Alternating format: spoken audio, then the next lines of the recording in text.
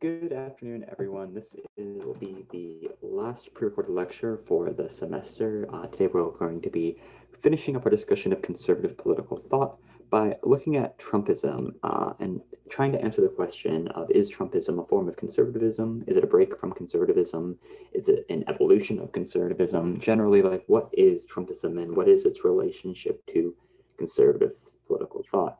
And so what I want to start with is at least one person's articulation of, oops, sorry, let me of what Trumpism as an ideology is. So this is a quick interview with former Speaker of the House, Newt Gingrich, in which he tries to articulate Trumpism not simply as Donald Trump, and not simply as the Republican Party, but as like a unique political ideology.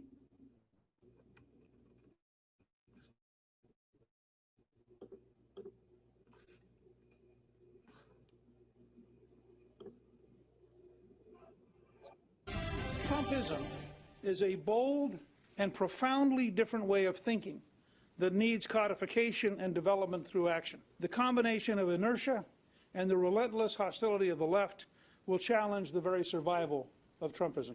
Trumpism, I think, is much more than just motion. It's much more than just being active. Trumpism is ultimately and at its heart an appeal to the American people.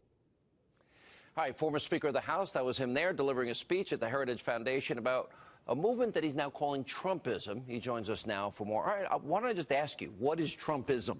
Look, Trumpism is the set of values and attitudes and practices that Donald J. Trump has brought to American government and politics. You can get pieces of it by reading two of his books, The Art of the Deal and The Art of the Comeback. You get pieces of it by looking at his campaign and by looking at his speeches. I'm going to give you one example of how, and I tell people this is a watershed moment, if we make it work. You know, we have a Trump rally on the stock market. Now you got to turn it into a Trump reality in the real economy. So one example, which you and I were talking about earlier, the woman's skating rink, Central Park, doesn't produce ice, which is very embarrassing. I mean, a skating rink with no ice is really stupid. And this went on for years. 6 years. Yes. 6 years. The city of New York bureaucracy tries to fix the skating rink. Trump finally gets so irritated because he can see it from his apartment that he publicly taunts Mayor Koch. Koch finally convinces, all right, smart guy, I'm going to give you the skating rink. You got $3 million in 6 months. How much have they already wasted? The thing they wasted $13 million over $13 million for 6 years. The thing I love about it is that in The Art of the Deal he says, now that I was in charge, I realized I didn't know anything about fixing skating rinks. This is very Trumpian. Yeah. He says, so I asked myself, who knows about fixing skating rinks? And I thought, Canadians. He's right. So I found the best Canadian skating rink company. Now, first of all, this is what leads him to Jim Mattis. This is what leads him to Rick Perry. I mean, he's going to look for the best to come in. It's a piece of what Trumpism is, as opposed to liberalism, which would look for the right token surrogate, even if they were incompetent. Or identity politics. Identity politics. So they come in, 6 years, $13 million failure, 2.5 months, $3 million success. Now, here's my point. Under budget, actually. This is, by the way, under budget and 3 months ahead of schedule. Here's why we have to abolish the Congressional Budget Office. If you went to the Congressional Budget Office and said, we want you to score fixing the woman's skating rink, there is no possibility they would score it at a Trumpian level. That's a good point. You say, what's it going to take to build a wall? My question is, the bureaucracy or Donald J. Trump? What's it going to take to get man back on the moon? The bureaucracy or Donald J. Trump? Because what Trumpism is the cutting through the baloney, eliminating the red tape, being frugal and practical. How, then you can answer the question I raised in my monologue. You got $1 trillion infrastructure project. You and I both know if you run that through Washington, D.C., you lose 50 cents on the dollar. It'll be like the stimulus. But there are two parts of this, okay? Don't think of $1 trillion bill. Think of $1 trillion effect. Help me out. Okay. We set up a public-private partnership, and a whole bunch of folks run in and say, I'm going to put up half the money.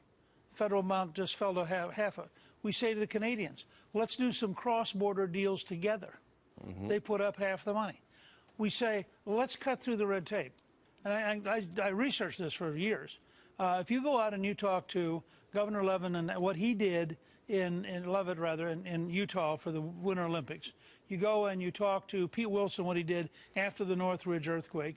You talk to Schwarzenegger, what he did after the gasoline truck blew up on the Oakland Bridge.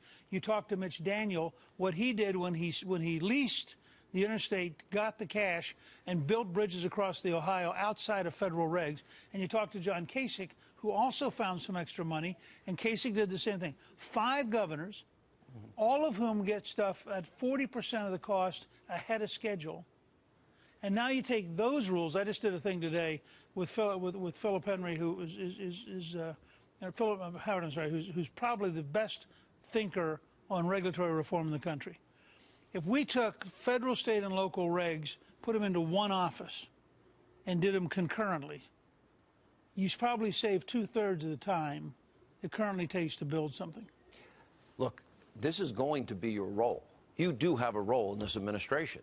That's what I have a role as a citizen in the country. That's what I mean. But it's in the country. I mean, it's 4,177 Republican state legislators, 34 governors. But you have a role. But you will be that special advisor that, yes, I hope so. that hopefully brings those ideas in. I hope so. That's why I come on your show.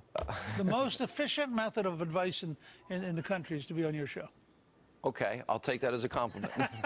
Mr. Speaker, good to see you. Good to Thank see you. you. So Great to have you. from that video, we can kind of distill some aspects of Trumpism in terms of what Gingrich calls a set of values, attitudes, and practices. And the way that he kind of portrays it, it's much closer to an Oakeshottian disposition than a political philosophy in terms of setting up a set of key values and ideologies. But some aspects of that disposition from that interview, you have the kind of like anti-bureaucratic and anti-administrative state kind of disposition that like bureaucracies, regulations are always a negative, that they are red tape, they should be eliminated. This kind of I can fix it mentality that, you know, we can solve all these problems if we just get the right person in to solve the problem, rather than viewing these that if we just, you know, got government out of the way, individuals could fix the problem. This language of public-private partnership, this use of economic language to talk about political infrastructure spending, to talk about public goods, right? That these should be not things provided for by the government because that would be too expensive, but these should be arrangements made between private corporations and private actors and public funding. And this like distinction that they draw in that interview between like the best people versus the most politically correct people. And in this vision of Trumpism, as at least articulated by Gingrich, it's a relatively straightforward extension of American conservatism. Free markets over public investment, anti-regulatory state, anti-state, you know, anti-political correctness, anti-liberalism, etc. But at the same time, we know that Trump caused a major, or at least he caused some friction in the Republican Party when he began his campaign in 2016. For example, Lindsey Graham, before becoming one of Trump's staunchest allies in the Senate, argued that he should have been kicked out of the party and would do irreparable harm to the party. That we should have done this months ago, he said in an interview in the middle of the campaign in 2016. Ted Cruz, who made a similar about-face, initially refused to endorse Trump at the RNC. Instead told supporters, don't stay at home in November, stand up and speak and vote your conscience, vote for candidates up and down the ticket who you trust to defend their freedom and be faithful of the Constitution. Now, of course, the allure of power led both Lindsey Graham and Ted Cruz and many other early critics of Trump in the Republican Party to back to supporting the president after he won election. But there have been some, the so-called Never Trump Republicans, who remain kind of critical of Trump, that Trump was not a conservative. The neoconservative commentator Bill Kristol, who we talked about last week, said, this is from a spring 2020 interview. He said, at the end of the day, this is a party that nominated Bush and Dole and Bush and Bush and, you know, McCain and Romney. you don't look at it and think, oh my God, this is like anti-democratic or illiberal or horrible. But I think the Republican Party would be an unhealthy party until there's an explicit repudiation of Trump. And I don't see that happening anytime soon, even if he loses. So for Crystal, right, Trumpism might be Republican. The Republican Party might be fully on board with Trumpism, but that is distinct from conservatism. And so the question here, and I want to kind of talk, and we'll talk about the distinction between Trumpism and Trump as well. But like, is Trumpism a contemporary expression of the conservative tradition, or is this a radical break? Is this something new and novel? And so we're going to be focusing on trying to describe Trumpism and evaluating this question. I'm going to talk a little bit about Trump's rhetoric and politics in the first half of the lecture. In the second half of the lecture, looking at Michael Anton's Flight 93 election, thinking about Trumpism as a political philosophy, but also as a political aesthetic. And I'll explain what I mean by that. So if we look at Trump's 2016 platform, and much of this was reiterated in the 2020 platform, but there is a series of kind of common themes, right? There's this idea of law and order over political correctness. The idea that currently the country as a whole, and the Democratic Party in particular, favors political correctness and is unwilling to defend law enforcement, to defend law and order, and is letting both protesters and violence and terrorism overwhelm our cities and our very way of life, here says in his RNC acceptance speech, and that the real cause of our inability to defeat terrorism and defeat violence, domestic violence, is political correctness. Most famously, Trump's platform called for severe immigration restrictions, immediately suspending immigration from any nation that has been compromised from terrorism. He argued that immigration lowered wages and produced higher unemployment, and famously called for the great big beautiful border wall. In terms of foreign policy, Trump argued that we have been faced a series of international humiliations, that we have left that the Obama administration, with Hillary Clinton as Secretary of State, left America weaker, that we are entangled in a series of international organizations and trade deals that threaten the vital national interests, that the attack on the consulate in Benghazi showed the fundamental weakness and inability of the Obama administration and liberalism more generally to defend the country. Again, he embraced a kind of rejection of free trade, breaking with the Republican Party orthodoxy, calling for a new fair trade policy, again, repurposing the language of fair trade that protects our jobs and stands up to countries that cheat. Then he kind of rejected the idea of multilateral trade organizations, treaties, and working through organizations like the WTO, and said that he was going to make individual deals with individual countries. And ultimately, there's a form of nationalism underpinning Trump's entire platform and rhetoric. He says that it's time to show the whole world that America is back, bigger and better and stronger than ever before, and that we will make America strong again, we will make America proud again, we'll make America safe again, we'll make America great again. And this policy platform really bleeds into Trump's rhetoric, that Trump is famous. Trumpism is noted as much by its rhetoric as it is by its kind of policy positions. He talks frequently in both the RNC acceptance speech and in the inaugural address about the kind of language of crisis, right? That we are living in a moment of crisis, this idea of American carnage, violence in the streets, that we are in a moment of crisis for the United States to choose between stagnation and falling apart and him. He makes a series of populist appeals. He argues that he enters politics to defend the little guys, to defend people who cannot defend themselves. He makes frequent language appeal to what he calls the forgotten men and women of our country, which he kind of casts as the working class, the everyman, the people, the non-liberal elite, the non-coastal elites, the non-college educated, the non-cosmopolitans. Similarly, he also frequently invokes the language of battle and victory. In the 2016 RNC acceptance address, he talks about the importance of delivering a victory for the American people, to kind of move us from the kind of a defeatist mindset towards a more like active and kind of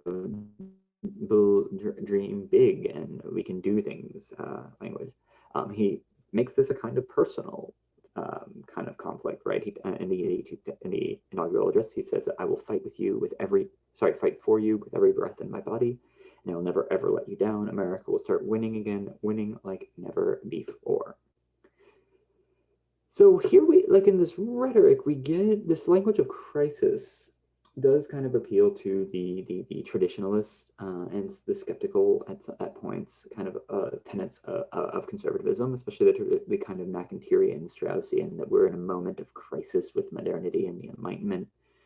And obviously the language of fighting and victory kind of lines up with the more agonistic strand of conservatism that we've talked about. But these populist appeals really kind of do create a certain amount of challenge to the conservatives' general kind of distrust of populism, defense of elitism, traditional hierarchy, traditional forms of authority. And so here we are starting to see some potential tensions between the conservative tradition and Trumpism.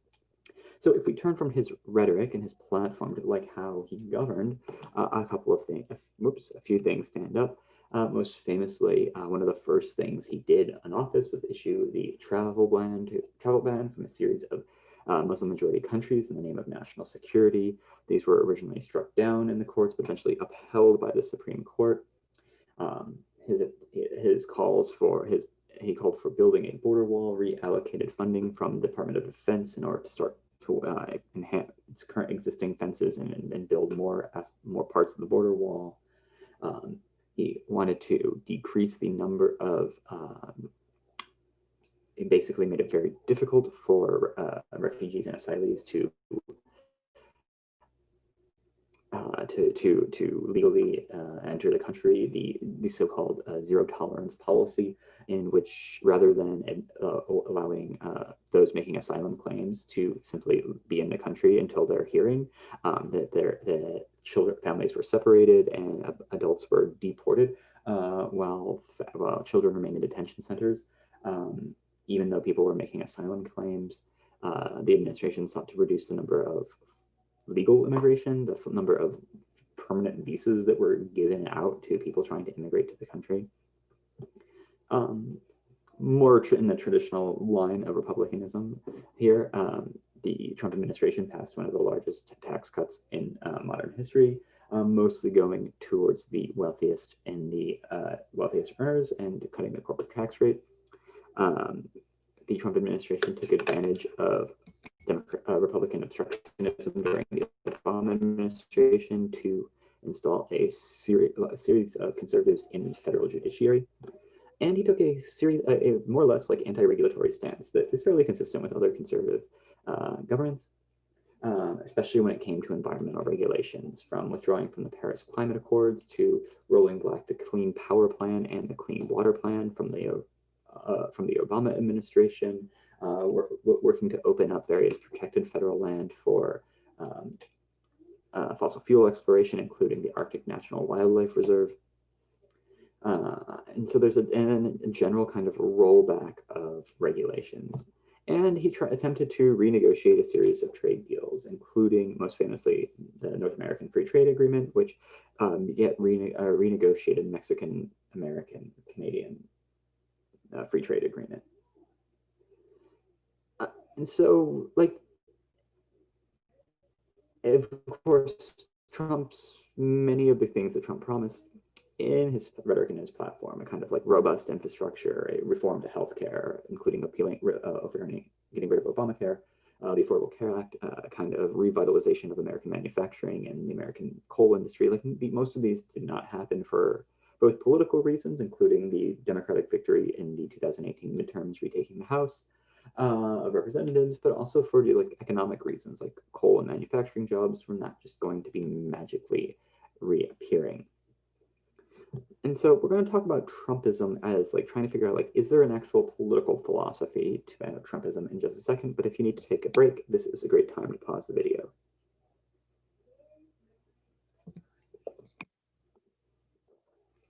So in general, it's pretty widely agreed that Trump, the person, is not particularly ideologically consistent, that Trump's governing strategy has not always been consistent with his campaign rhetoric, that he often makes contradictory statements. He moves one direction and moves in another direction. But what I'm interested in for the second part of this lecture is thinking about Trumpism and whether or not Trumpism, whether or not there's a coherent political philosophy or ideology or kind of comportment to the world here. So thinking about Trumpism rather than Trump. And so if we're thinking about Trumpism as a kind of political ideology or political philosophy, I think we can outline about 5 central tenets. The first is an economic nationalism. There's a shift in industrial policy and trade policy, at least ideally, or at least in its like idealized form towards promoting more expanded government intervention to promote manufacturing and industry in the United States. There's the critique of free trade, a kind of emphasis on America first, increasing jobs in the United States, increasing economic growth. At the same time, this is coupled with a foreign policy isolationism. With the rejection of both global institutions, global treaties, international organizations, as well as military interventionism, at least explicitly, if not always in practice. The Trumpism kind of calls for rejection of the nation building of neoconservatism, limiting intervention to only its vital national interests. Of course, where those vital national interests get drawn is always kind of the key kicker. But this idea of like bringing the troops home, ending the long-standing wars in Iraq and Afghanistan. Again, these not fully consistent with the actual policy, but this is at least the kind of approach to politics. And then most kind of famously and linking with the economic nationalism and isolationism is this anti-immigration stance, closing the borders, rhetoric against undocumented immigration, this xenophobic rhetoric about immigrants as detrimental to the United States, kind of coupled this, this separation between real Americans and immigrants, restricting access to legal immigration as well as asylum, this general kind of closure of the borders. And then these kind of more policy aspects are coupled with a anti-elitism, right? There's this general hostility towards elites, whether they are academic, journalists, scientists, experts, or political elites, right? This like anti-establishment vein of thinking is also at work here in this anti-elitism, both in the populist rhetoric, the like anti-globalization, anti-cosmopolitan rhetoric, and then there's this kind of like I know better attitude that it's emblematic of Trumpism, that both like the average person knows better than the elites, but also Trump himself knows better than the elites. But this is kind of like a very extreme version of conservative skepticism here. And finally, there is at least at least strategically, if not fully, sincerely, a kind of social conservatism. Policy efforts against trans folk, him speaking at the March for Life against abortion, the appointment of socially conservative judges, this general kind of defense of Western civilization in a speech that he gave in Poland in 2017. There is a kind of social conservatism, a defense of traditional American values that is in Trumpism. It was kind of like appeal to this, like, we are going to, all stand for the Pledge of Allegiance. We are not going to protest. We are going to respect the flag. We are going to respect our troops, respect the police. A very kind of like conservative disposition socially, right? That like, protesting is generally frowned upon. The traditional kind of authorities of the country and the flag and the church are all to be respected, despite this kind of general like contrarian anti-elitism populism. So there's a tension there. But I'm also interested, and this is why I assigned Michael Anton to the Flight 93 election, because I think this really gets at a certain appeal and a certain aspect of Trumpism that's less necessarily a coherent political philosophy and more as a response to modernity. More as thinking of it as a kind of extreme response to modernity. So the economic nationalism, foreign policy isolationism, and anti-immigrant stance are critical tenets of Trumpism. And as Anton writes in the Flight 93 election piece on page 2, the truth is that Trump articulated, if incompletely and inconsistently, the right stances on the right issues, immigration, trade, and war, right from the beginning. But Anton argues that Trumpism is more than just a political ideology, but he articulates it almost as a response to the failure of mainstream conservatism to take its own political commitments seriously. For Anton, the central paradox of conservative thought today is what he writes on page 2 as the unwillingness to even entertain the possibility that America and the West are on a trajectory towards something very bad.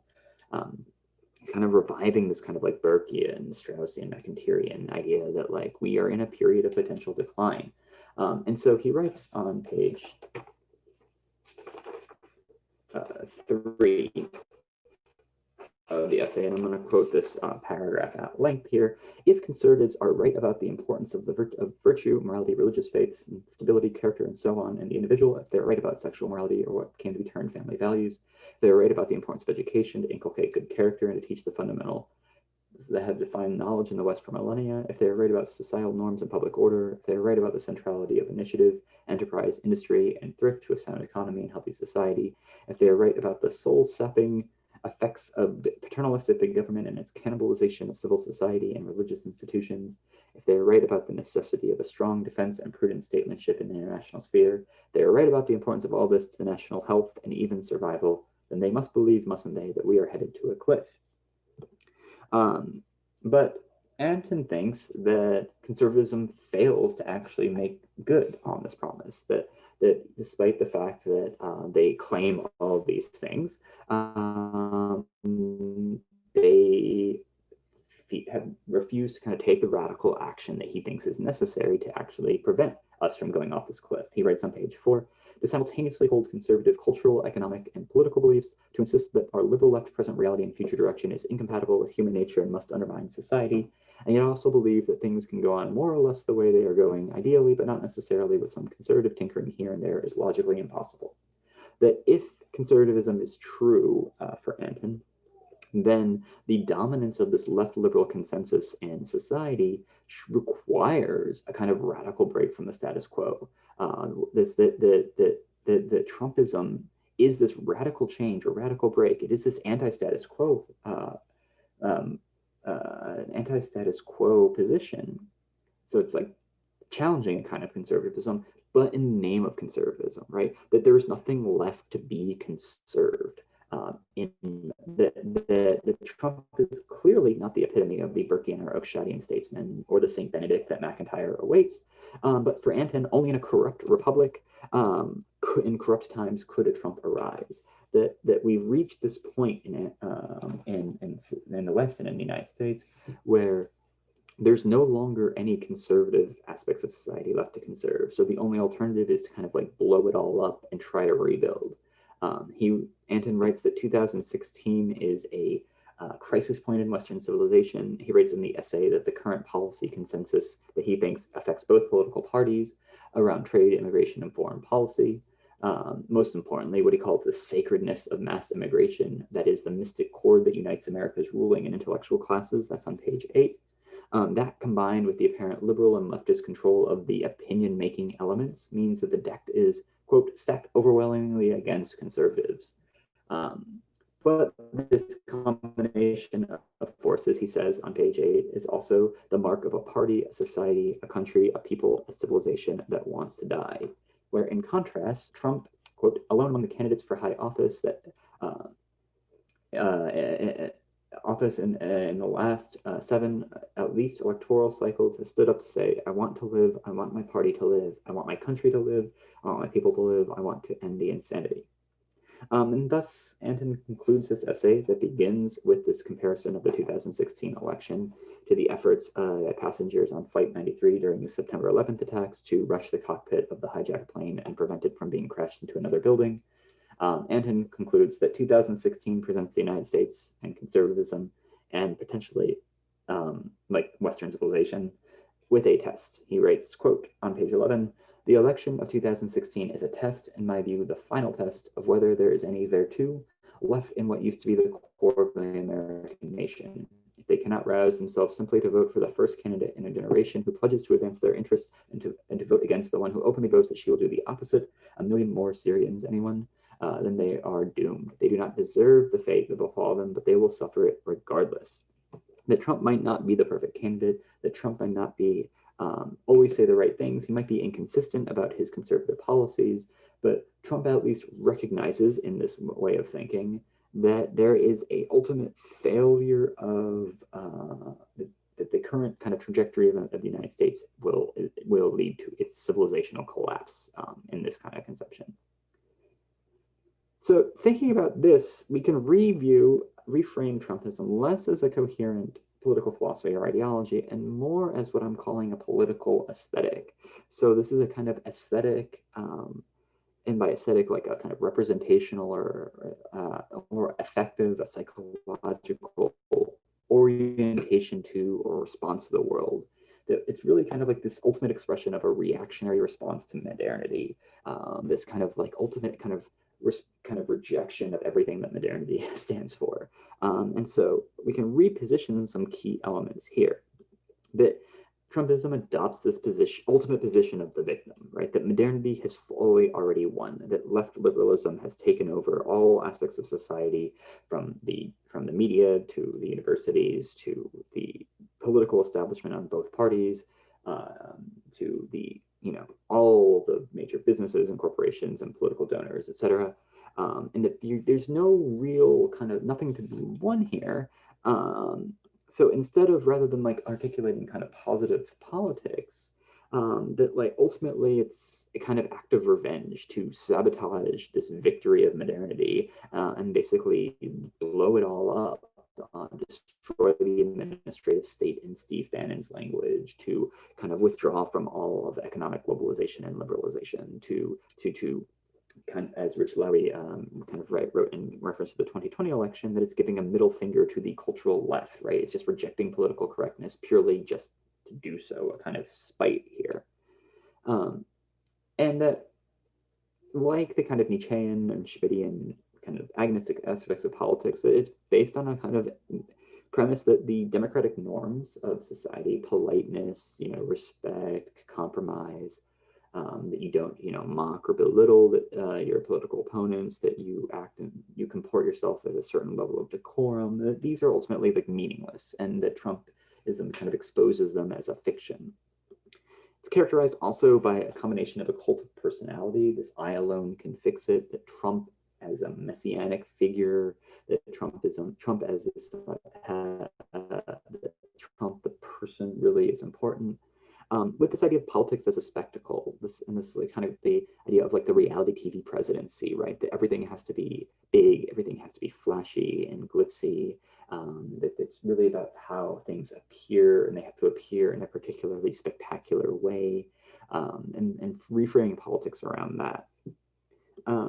And then there are several social psychological studies of Trumpism that the people most attracted to Trumpism, most likely to vote for Trump, have what people in the Frankfurt School have called a authoritarian personality, what the political theorist Bill Connolly calls aspirational fascism or aspirational authoritarianism, this desire for power, this desire for control of social domination, to impose your will on others, to focus on conflict rather than compromise, to focus on power and hierarchy. And then there's also a certain element of conspiratorial thinking and post-truth idea, right? That like the media is lying to you, that there is that like the commonly accepted truths are inaccurate. There is that, like, whether from QAnon, conspiracy theories, or just the kind of general disregard for regularly established facts. There's a kind of like alternate reality way of thinking about the world. And ultimately, this is a kind of like disposition towards the world that just rejects like consensus, rejects democratic norms, rejects modernity and Enlightenment thinking in its kind of ultimate expression. It doesn't have this kind of like incrementalist Burkean accommodation to it. It doesn't have a kind of nostalgia of like McIntyre and Strauss. It is kind of like a full-throated Nietzscheanism at times, with this this like purely like burn it all down in order to like build something new. That you have to kind of blow everything up and start over. And so I'm recording this on the day that the major news networks have forecasted that Vice President Biden has won enough votes to defeat Trump in the 2020 election. But I want to close with like raising this question of whether Trumpism will outlast this electoral defeat. And in this video that I'm about to play, we can look back to kind of Goldwater as Barry Goldwater's failed presidential run as a kind of example for the possibility that Trumpism as this political aesthetic, as this reactionary approach to politics, could well outlast Trump's own presidency. For decades, being a Republican meant believing in conservative ideas like limited government, free markets, and American exceptionalism. America is freedom. Freedom of speech. Freedom of religion. I'm a proud member of my party, but I'm more than that. I'm an American. Even though Trump has pursued things that make him seem like an old-school Republican, like tax cuts and entitlement reform, he continues to surround himself with advisors who want to tear down the old GOP establishment. So what does it mean to be a Republican in the age of Trump? And is Trumpism just a phase, or could it be the beginning of a major realignment in American politics? To understand the changes taking place in the Republican Party now, it helps to go back to the last time the party went through a major transformation. The first half of the 20th century, the GOP was more ideologically diverse than it is today. The party had many conservatives, but it also had liberal Republicans who supported things like Social Security, infrastructure spending, and civil rights. It was Eisenhower, a Republican, who forcibly desegregated schools in the South. But in 1964, Arizona Senator Barry Goldwater shocked the political world when he won the Republican nomination by running on an unabashedly conservative platform. If you listen to his acceptance speech now, the rhetoric will feel familiar. Rather than useful jobs in our country, our people have been offered bureaucratic make-work. Rather than moral leadership, they have been given bread and circuses. At the time, Goldwater was widely seen as a radical. His victory in the Republican presidential primaries was so controversial that Nelson Rockefeller, a moderate, stood up during the convention and gave a blistering speech denouncing Goldwater and his fellow conservatives. These are people who have nothing in common with Americanism. The Republican Party must repudiate these people. But Goldwater's brand of politics prevailed. His book, The Conscience of a Conservative, was a bestseller in the 1960s and influenced a whole generation of Republican leadership, from Ronald Reagan to George W. Bush to Ted Cruz. Goldwater's conservative movement ended up dominating Republican politics for 50 years. Could Trumpism dominate the next 50? So far, the GOP's old guard is entrenched enough that the Trump administration is still pursuing some of its conservative policies, from cutting the corporate tax rate to repealing Obamacare. But the old guard could eventually be replaced as a new generation of mini-Trumps, people in the mold of Steve Bannon and Stephen Miller, rise to positions of prominence in government and media. Some high-profile conservative pundits like Tucker Carlson are already remaking themselves in the image of Trump. It's been pretty obvious for a while now that the Trump-Russia story is essentially bogus. So why are the other news channels still behaving like this stupid little conspiracy tale is the moral equivalent of the Nuremberg trials? For now, the main issue they face is that their ideology isn't quite as clear-cut as conservatism. They don't have a best-selling pamphlet to inspire a new generation like Goldwater's. But there is a coherent philosophy that's starting to be built around Trumpism. The Trumpist Republicans want the GOP to be a more populist party. They believe in economic nationalism, meaning America should withdraw from the world stage and put up trade barriers. They oppose Paul Ryan-style fiscal conservatism and condemn costly military interventions like Bush's invasion of Iraq. Many on the left and right want to write off Trump as an anomaly in American politics. And to be fair, it's hard to argue that he's really governed like a populist nationalist so far. But political revolutions take time. In 1964, Goldwater got destroyed, winning only a few southern states. But in the decades that followed, Republicans built on Goldwater's vision. In 1980, Ronald Reagan beat Jimmy Carter by using Goldwater's playbook, and governed based on many of his principles. As we head toward the 2018 midterms, we'll get an early clue if Trumpism is here to stay. Will Republicans run on Trump's America First platform, or return to the conservatism of Goldwater, Reagan, and so Bush? I would change that kind of question. That the video ends with thinking about, like, now looking forward towards 2022 and 2024. What is the kind of future of the conservative movement in the United States, or the Republican Party in the United States? Is it kind of embracing these aspects of Trumpism that kind of challenge the kind of economic liberalism on the one hand, and militarism abroad on the other hand, of the traditional Republican Party, or does it kind of revert back to the more old school style of conservatism? And again, I think it's important to note that in many ways, Trump's governance strategy actually moved much closer to traditional republicanism in terms of tax cuts, anti-regulatory state, et cetera. It did not have the kind of economic except when it came to trade deals and his vehement anti-immigration stance. Like, there wasn't the same type of, like, positive economic nationalism in terms of policymaking. But it's still, like, the question that I want to end with is, like, is there actually a potential political phenomenon or realignment here around this mode, this reactionary, anti-modern, anti-consensus, anti-democratic or illiberal form of conservatism? Is that a possibility for American politics today after Trump's loss in 2020? So some questions to consider. Is Trumpism, as an ideology or as a political aesthetic, a continuation of or a break from conservatism? What makes Trumpism so attractive to so many people? Can Trumpism survive without Trump? Could you have someone take up this mantle, this ideological mantle, without having the unique kind of personality and appeal of Trump the person? And does our study of conservative political thought help us better understand Trumpism at all? That is it for this lecture. I will see you this week or I'll see you just on Monday to talk about Trumpism in more detail, maybe answer some of these questions and think about the kind of whether or not Trumpism is a one-off thing or whether it represents the kind of next stage of conservative politics. That's it for today. I'll see you in class. Take care.